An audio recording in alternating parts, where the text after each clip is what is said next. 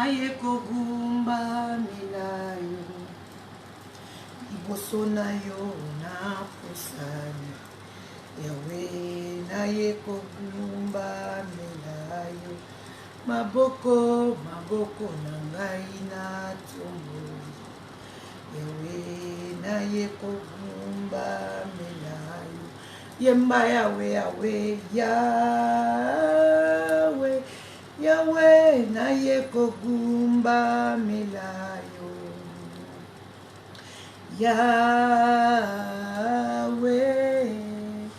naye kogumba milayo liboso na yo na pusani yawe naye kogumba milayo yo maboko na ngai na tomboli yawe naye kogumba milayo yawe toye kogumba milayo liboso na yo topusani toye kogumbamela yo maboko na biso totomboli toye kogumbamela yo po ete nzambe mosusu aza te akotikala kozala te moyenge bene oyo avandi na lola avandi na kati ya mitema na biso aza koopere aza kokonza nyonso aza kotala nyonso aza kotambwisa nyonso mpe aza komona bisika nyonso tika ete moma oyo ezala moma favorable oyo biso tolingi nzambe tosadrese na yo oyo biso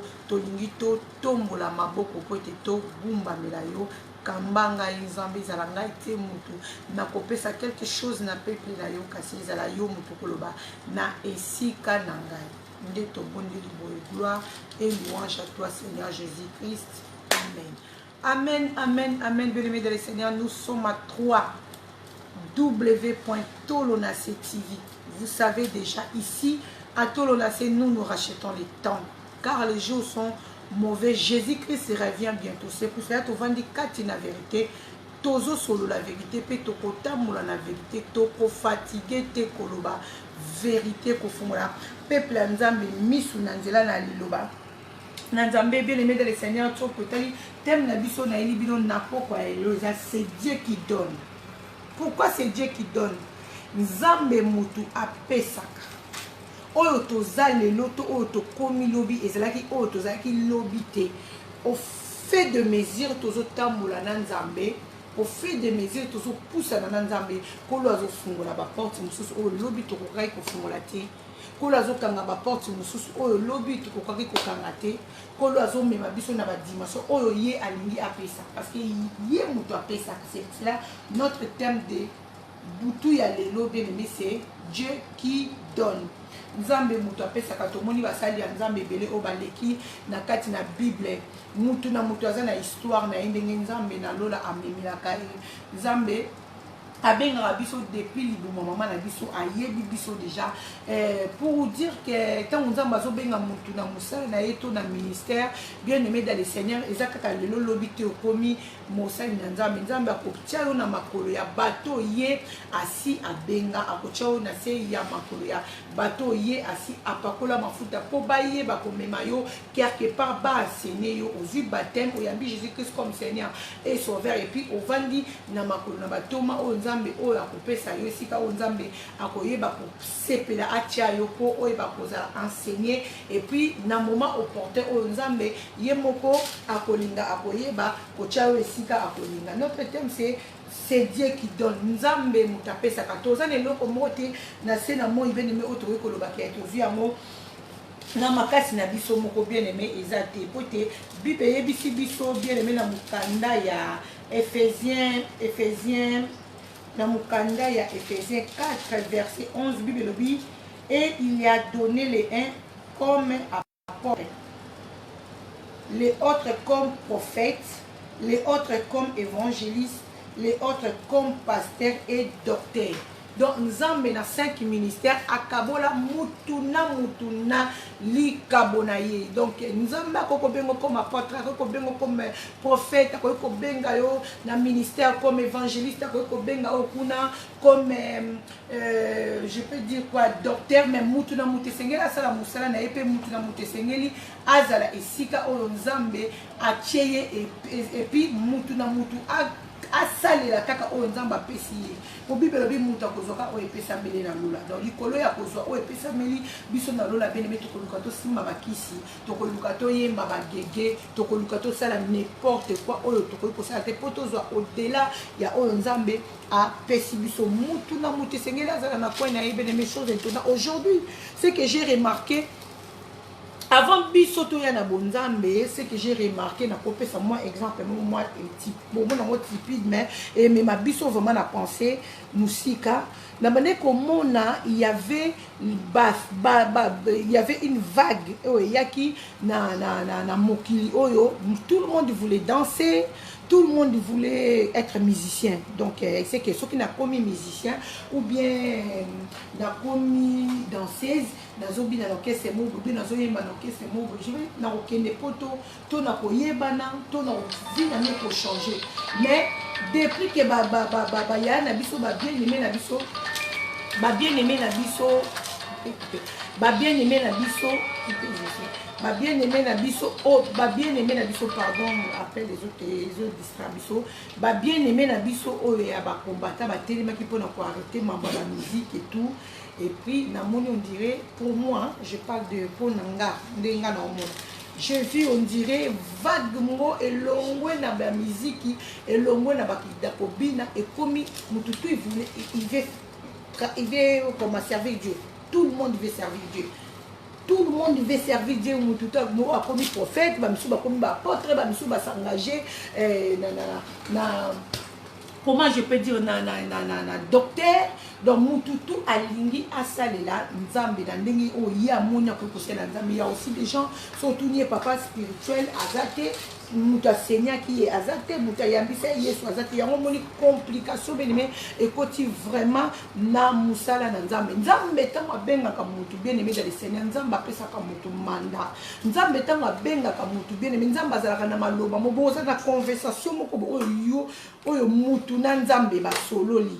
Oyo mutu na nzambe basololi nzambe azana makambo akoyebisa yo jour oyo yakoni yo jour oyo asolinga telemisa yo surtout mingi batu oyo bandeko oyo mingi tozana ba ministère oyo nzambe apesa biso nzambe azana raconte mo bosala na yo bozana lisolo mo be bosolola il y aura un dialogue mo koleka entre yo na nzambe mais soko tali le na monde oyo ya bonzambe mingi bazana dialogue soko remarquer mingi bazana dialogue te quelqu'un il peut s'appeler prophète mais à dos ça la makamba évangéliste quand tu le regardes tu vois que à obi ça ba free il y a évangéliste quelqu'un fait il peut pour se proclamer yemoko kaze évangéliste tant ko luka na nzela molimo mosanto tala et bien ozonga plazo ça ba free apôtre un peu confusion benimi et côté vraiment na katina musala na nzambe nzambe za nzamba ordre nzambe za nzambe il y a des ordres de terre nzambe tout ce que nous faisons bien nous faisons ça par la grâce de Dieu donc lobi biso peut te yoba côté à te to ko to yambaki Yesu to yokaki mungu nzambe to yambi Yesu puis to zui baptême to kufina Yesu to sekina ye et puis to vandi na makola ba songolo pakala o nzambe alingaki ko tia biso na sama makona ba pour le loba enseigner biso tout comprendre la Bible avant nous lisons la Bible nous lisons la Bible comme une journal nous lisons la Bible comme je sais pas comme un livre normal mais aujourd'hui on lit on lit la Bible avec la révélation donc avec la révélation nous embendons mutu à pesaka comme dans Romains 12 6 8 Bible puisque nous avons des nous différentes selon la grâce de Dieu. Tous en a différence grâce.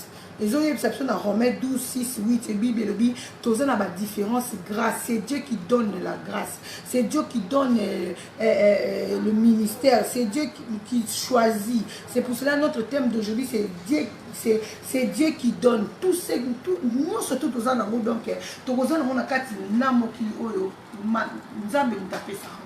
Toi ne loko mote to ko beta to ba ke to zuyango na makasi na biso yango vraiment bien aimé dans le Seigneur na lingaki to ko tapena na moi lisolo moketo meka ko poussa moi makanisi na biso na moi lisolo ya Josué Bible ça biso na Josué 1 na Josué 1 Bible ça biso tant nzambe abengi Josué après la mort de Moïse. L'Éternel a appelé Josué.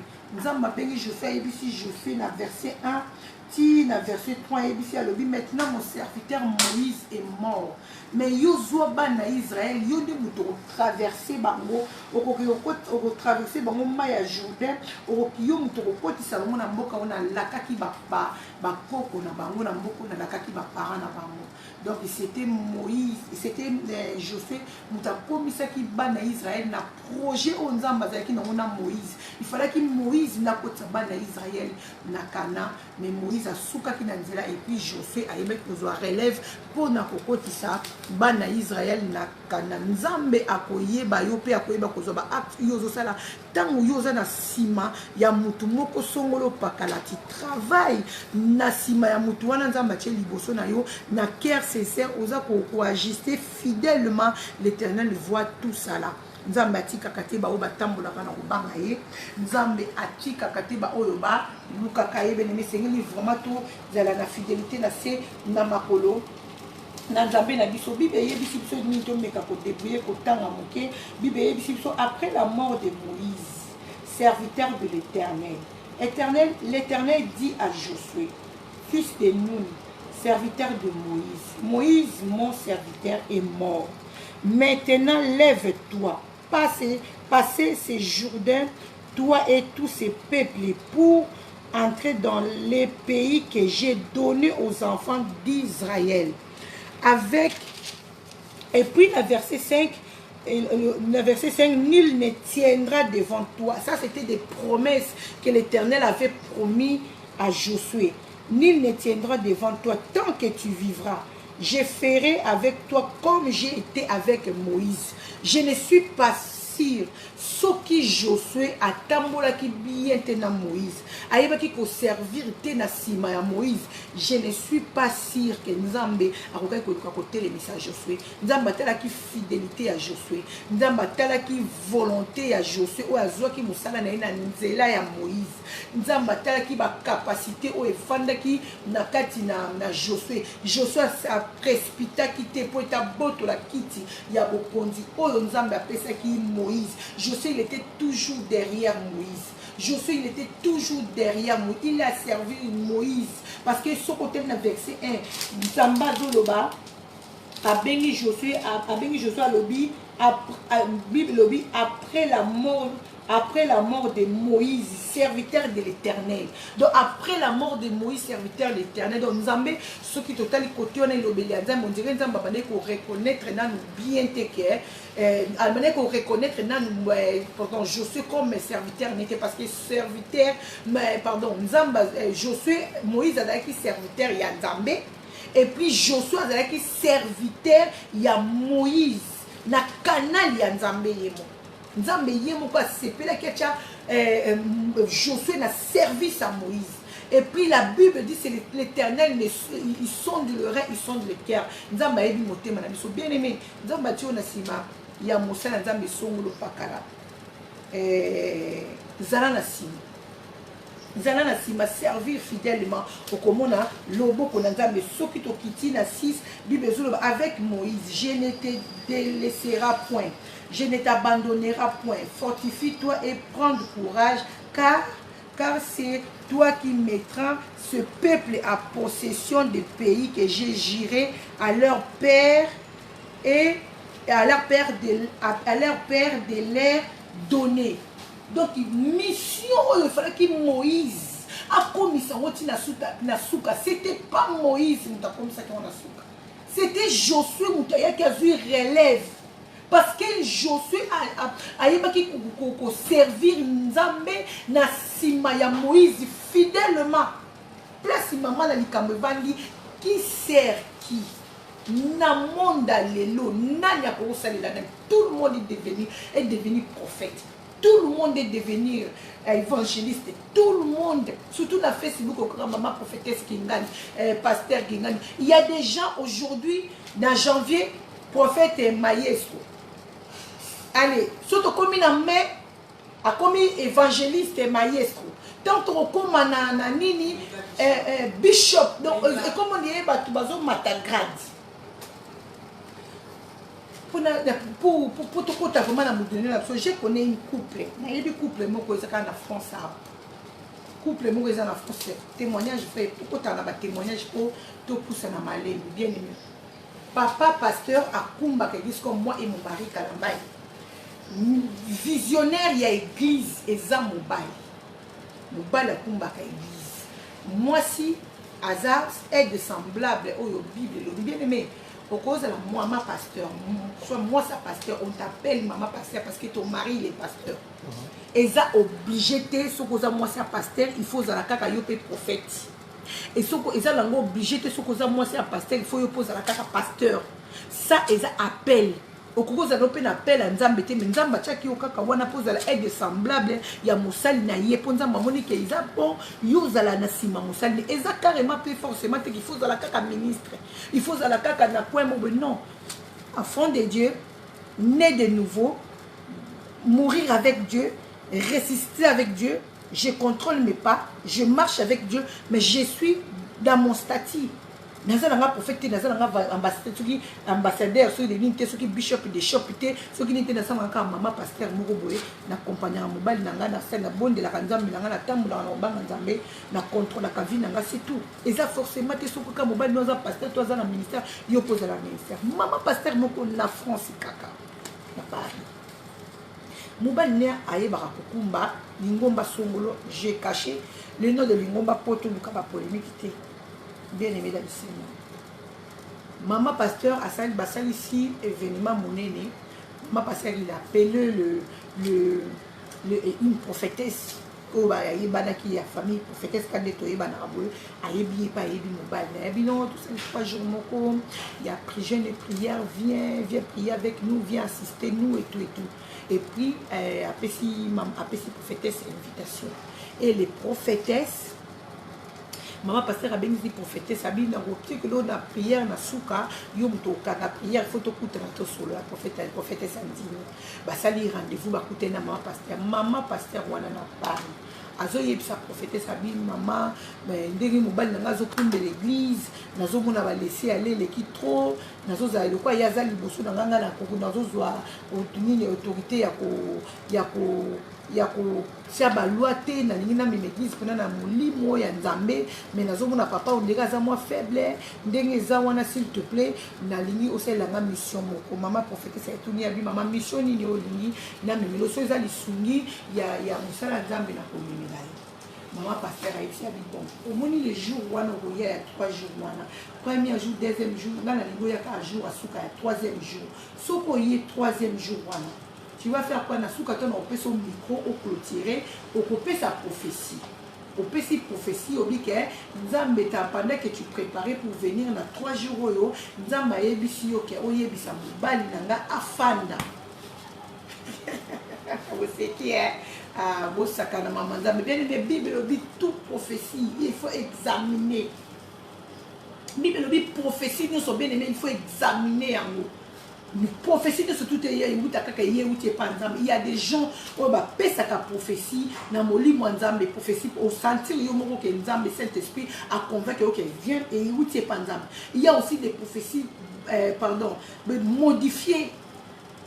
Maman pasteur a ici évangile a ici prophète alors que ce qu'on zumi quand on a votre prière loba ça la prière loba qui n'a pas dans que nzamba zo yebisanga que papa il faut fanda il faut tika mama kumba église mais biso ku toyena musala ngo sika toyena musala ngo sima entre parenthèses toyoka ba mama olangi ba ya ba mama olangi ba ya na ministère mama olangi nzamba bengai na nguya nyonso to na mama olangi pe asona ndenga kenda na kinya maman olangi na nguya nyonso to na zaki nango il a mis son mari devant maman olangi oya tongi ba temple monde entier s'il le loi kufi le lo bato osambela kana combat spirituel ils ont continué pour ça le lo ba église des réveils le lo ils ont combat spirituel on a ko lié na ko déraciner na ko na zobuka et où tu na combat spirituel ya maman olangi mais maman olangi il avait mis papa olangi devant parce que Bible bengi biso ba aide semblable même naza ministère katinanga aujourd'hui je suis derrière toujours papa Kalambai je suis toujours derrière mon mari je suis toujours derrière mon mari toujours travailler na collaboration toujours sur la bien soumise toujours dans ma place. Maman pasteur a fait prophétie à l'Okuta, dans France. Maman prophétesse, ayebisa mobali na ye na suka tama oyo osala prière, ayebisa mobali na loba nini ke o loba nzamba ayebisi yo ke oyebisa mobali na nga vanda nga na tele mana kamba église. Donc mobali na koma na sima na ye maman prophétesse aza liboso. Maman pasteur ayesi maman makamine ne bol na kokosa tabi maman soko sali église nzambe kokufa. Sunanga penda na tele misatu musala nzambe maman prophétesse na bon. Problème exact le quoi dans 2 jours ni lule kozala ke na ko bondela nzambe na tuna nzambe tuka coupo pesinga l'équipe vraiment kilo l'équipe bololo na soko ko avaler en moté. Maman prophétesse bakabwani maman pasteur ake maman prophétesse ake et comme le jour J maman prophétesse alingaka telema. Maman prophétesse alingaka telema tina suka nzamba kanga maman prophétesse makolo kilo maman prophétesse a telema. Papa bonde ba pesi prière ba pesi maman pasteur a béni maman prophétesse pour clôturer et qu'il tindenge les kaki maman prophétesse a telemi azimli quoi bonde la yembisi a bonde li ka ndenge za bonde ti na suba nga lobi amen azongsi ni quoi loba le côté akei église pe sili ba pesani ba mbote na kati maman moté maman pasteur a pourquoi maman prophétesse a sali bo donc nzambe akangaki maman prophétesse na munoko aloba te. Tant maman prophétesse a accueilli, yemoko maman pasteur. Maman pasteur peut-être tant monsieur sikozo landanga. Tant na nga communauté, mais misala ya boye na kati ya nzambe maman limbisanga, eza vraiment passe. Jésus revient bientôt. Soko koyo kana répands-toi. Répands-toi. Na ebité na kati ya l'église ngo to kambaka. Eloko ni ezara kuna. Eloko ni ezara kuna. Parce que moi je suis derrière mon mari, je vois comment le pasteur souffre. Je vois comment les pasteurs souffrent. Je vois comment les leaders ne dorment pas la nuit. Nzambe tango tangi na Josué. Nzambe tango bengi Josué. Apesi Josué meeting. Apesi Josué ma promesse. Abe je serai avec toi dans le verset 5. Nul ne tiendra devant toi tant que tu vivras. Je serai avec toi comme j'ai été avec Moïse. Donc Josué n'a avec un combé kokoya. Oui, le malheur attend souvent le juste, mais l'Éternel la délivre toujours. Toujours. Et le but est que le quoi tu yambi nzambe, le malheur est koko la ndabiso, te malheur est koko la ndabiso. Pas ce koko ya malheur est koko ya mikaka tene komé. Sache-le, moi na nzamba solo. L'Éternel a délivré toujours. Il s'élèvera les derniers. Même la dernière seconde avant Katamotema, l'Éternel a coûté les mains.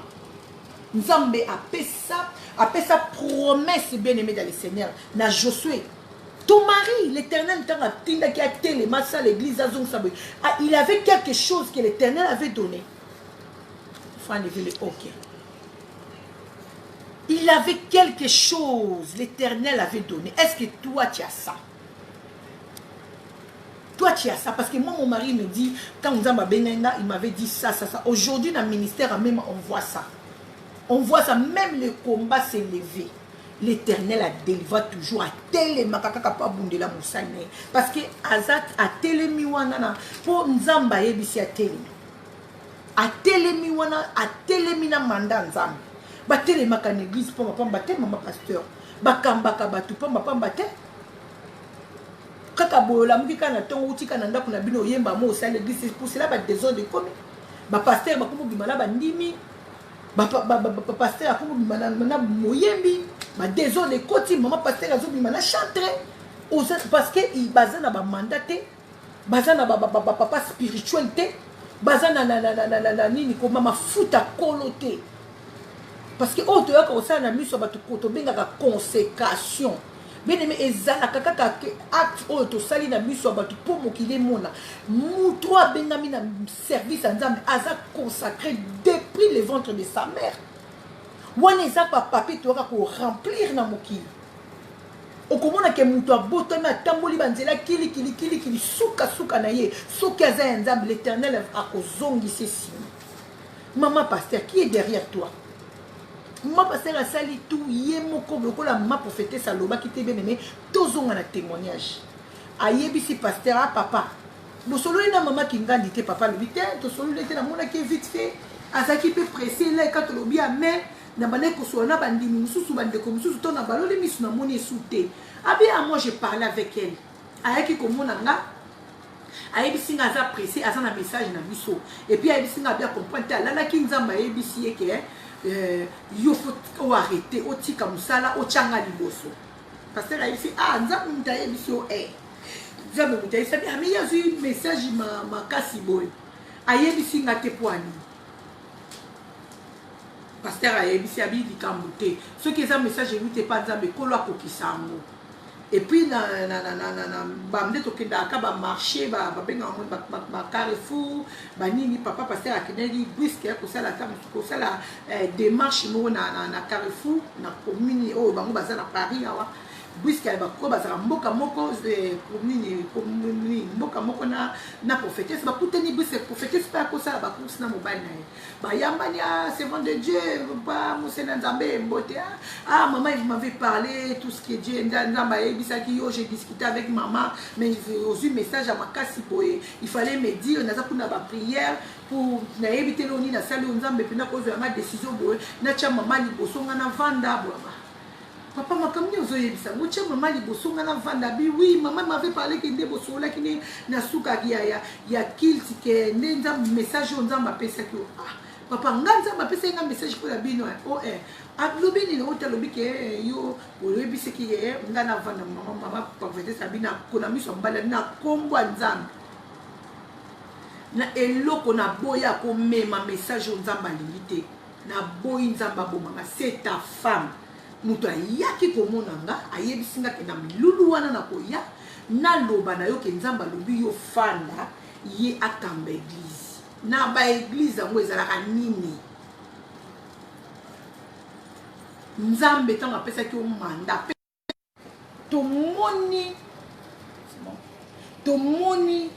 tomoni lolenge nzambe ayebaki kopesa bapromesse na ye pas je suis pendant que tu vivras mutu moko te akoki kotelema liboso na yo donc elakisi bitumba nyonso bandobunde bandotelema liboso na yo na bandobunde yo à condition soki okiti na verset 7 nzambe ayebisi ye fortifie toi seulement et aie bon courage agissant fidèlement na ministère en ministère na bonzambe na musalo tozota pendant que tant que tu ozo s'ajuster fidèlement na nzambe tant que ozo tambola na nzambe kotisi banzambe mususu te bien aimé ataku toza na kata 5 ministères toza mondimi simple tant ozo tambola fidèle na nzambe l'Éternel t'abandonnera pas l'Éternel te laissera pas à côté les mamuto suka na bitumba na yo tala makambo ekomeli couple des autres de til le londe nazo yebisa bino nazali bosso na bino des autres de côté na couple